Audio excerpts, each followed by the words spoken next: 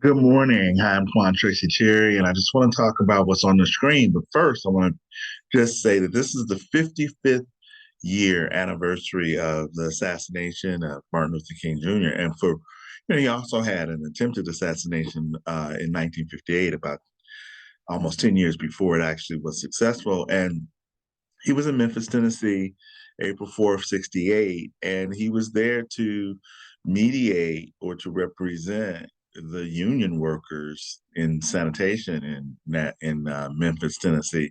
He had become increasingly more radicalized about the Vietnam War and economic disparity. And so while we laud him today, 55 years ago, he was not lauded by most of the American population. But you might think, well, what does that have to do with a full moon? Well, the full moon in Libra means that the sun is in Aries.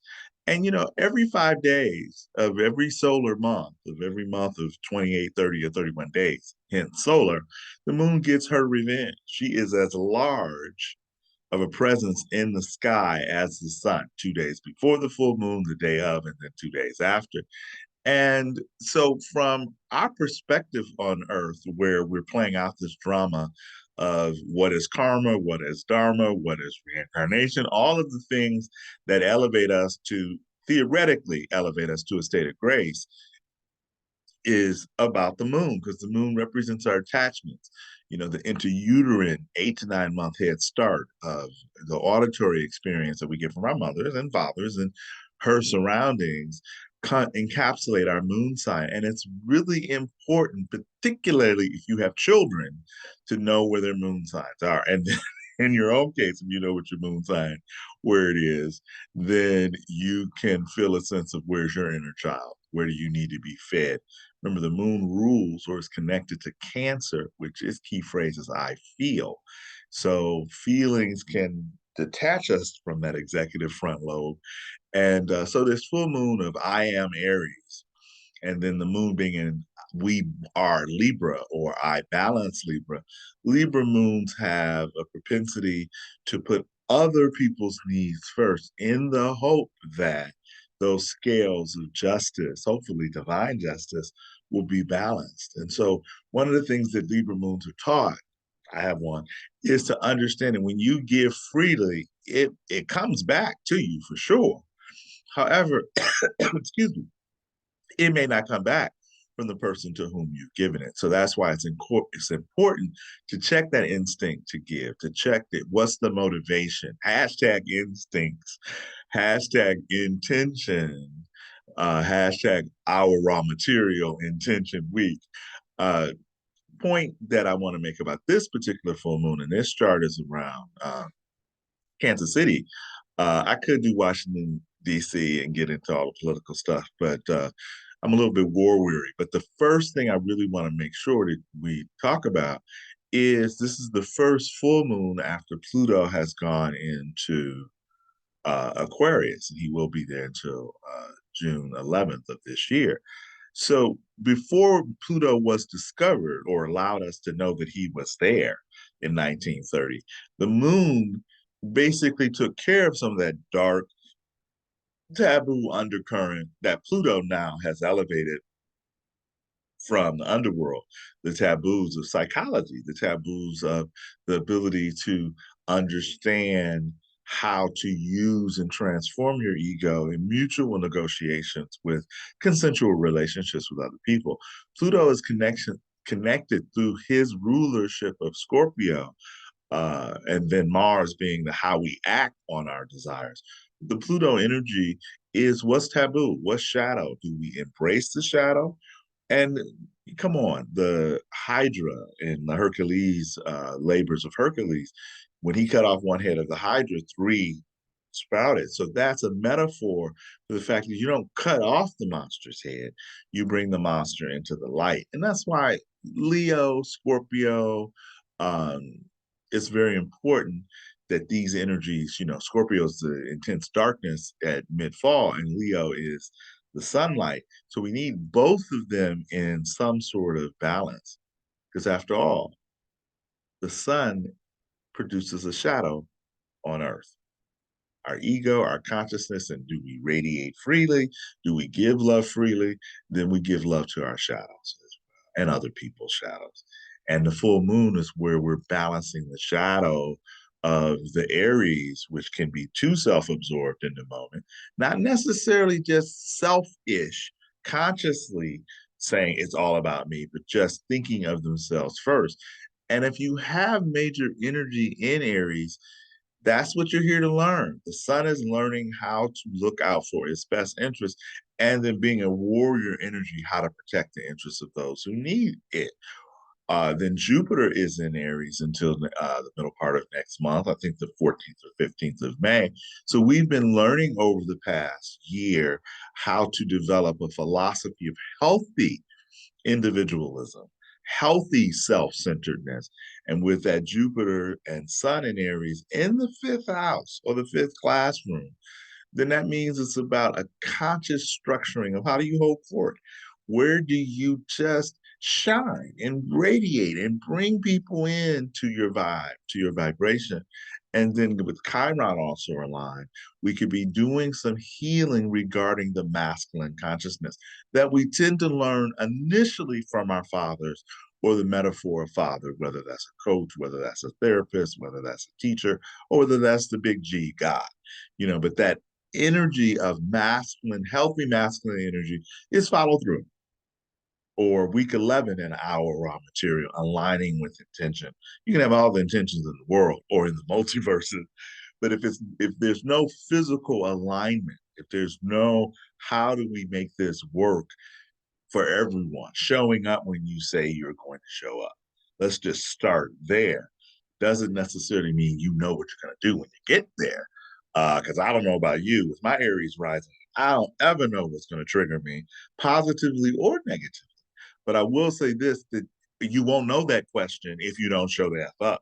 So the Aries, Leo, and Sag, or the Mars, Sun, and Jupiter in your charts. And I know I'm going a little bit intermediate into the weeds, but if you're subscribed to this, you have to know content just comes through me. When I put on this video, it's kind of a point of no return. I don't know what's going to fall out of my mouth.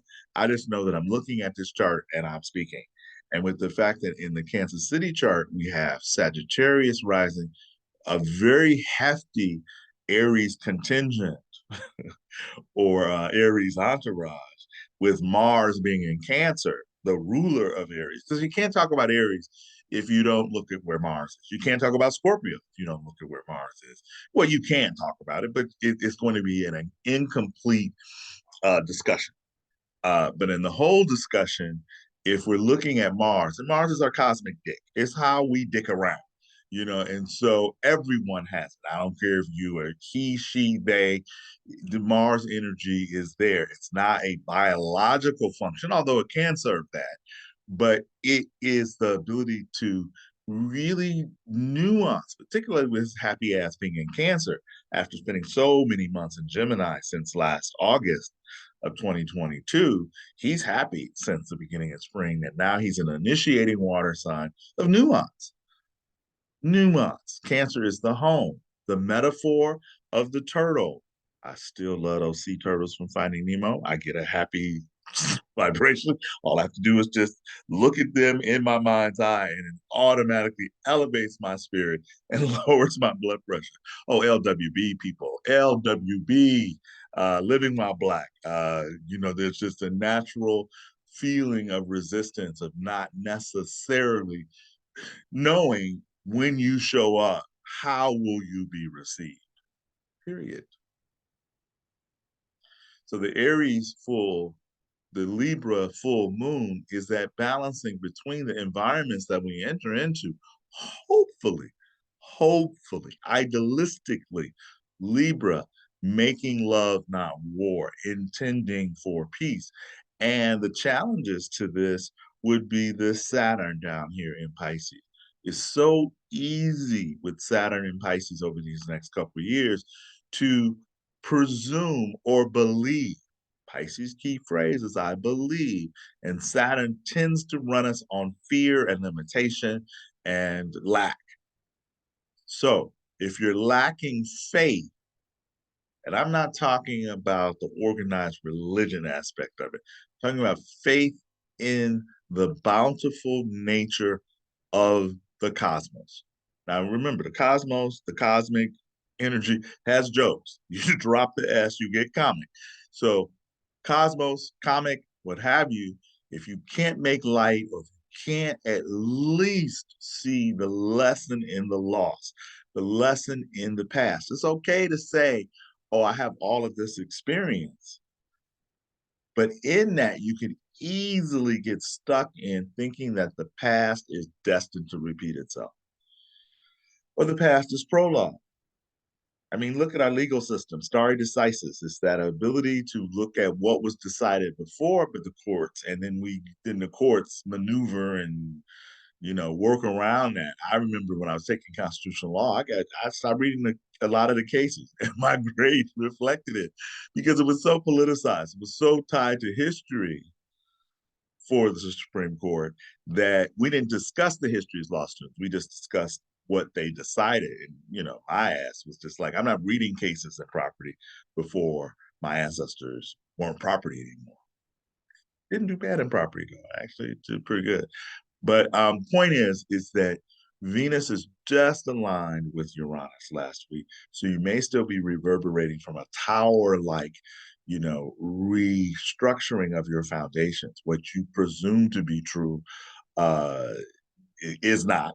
And the full moon shines light on all of this particular one shines light on all your relationships. And so take that energy of disillusionment or disappointment and put it into self-care. That's what Mars in Cancer says. Or pausing to look at your home environment and see how you can organize it or reorganize it. Hey, I've been doing a level of restructuring and decluttering and going through all my t-shirts and doing a Marie Kondo Sparks of Joy with t-shirts that I've had for a quarter of a century. That Janet t-shirt is sticking with me, period. It will fall off my body.